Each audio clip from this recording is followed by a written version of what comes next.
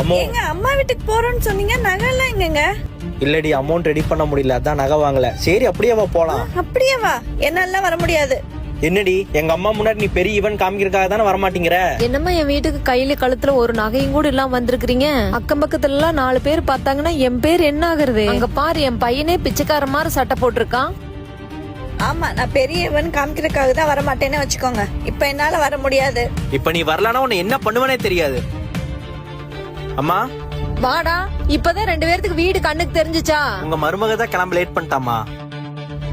ஏமா இந்த மிச்சர் வாங்குறதுக்கு வாங்காமே வந்திருக்கலாம்ல. நகை வாங்குறதுக்கு தான் நாதி இல்ல, வேற ஏதாச்சும் வாங்குறதுக்குமா உங்ககிட்ட காசு இல்ல?